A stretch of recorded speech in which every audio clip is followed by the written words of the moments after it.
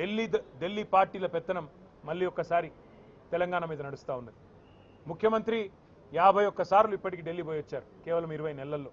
అట్లాగే ప్రతి చిన్న పనికి కూడా ఢిల్లీ వైపే చూడాల్సిన పరిస్థితి. మళ్ళొక్కసారి ఢిల్లీ చేతుల్లో జుట్టు చిక్కిన తర్వాత తెలంగాణ తిరిగి ఒక్కసారి పరాయి వారి బానిసత్వంలోకి పోయి మళ్ళీ తిరిగి తన స్వాతంత్రాన్ని తన స్వేచ్ఛను కోల్పోతున్న పరిస్థితి ఇవాళ కనబడతా ఉంది. సంక్షేమంలో వెనుకబడ్డది, వ్యవసాయంలో వెనుకబడ్డది, ఐటీ పరిశ్రమలు తరలిపోతున్నాయి వేరే రాష్ట్రాలకి. దానికి 2 ఢిల్లీ పార్టీలు కూడా కారణం.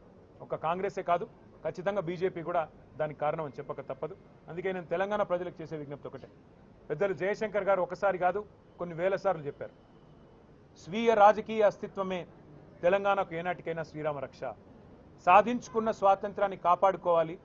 ఆ స్వతంత్రంగా బతికే తెలంగాణలో ఆత్మగౌరవంతో బతకాలి. ఆత్మగౌరవంతోనే కాదు పేదలు ఆర్థిక స్వావలంబన సాధించాలి అంటే ఖచ్చితంగా స్వీయ రాజకీయ అస్తిత్వ శక్తి అయిన బీఆర్ఎస్, దాని నాయకుడు కేసీఆర్ గారి నాయకత్వమే మన రాష్ట్రానికి శ్రీరామ రక్ష అనే మాటను మీ అందరికీ కూడా గుర్తు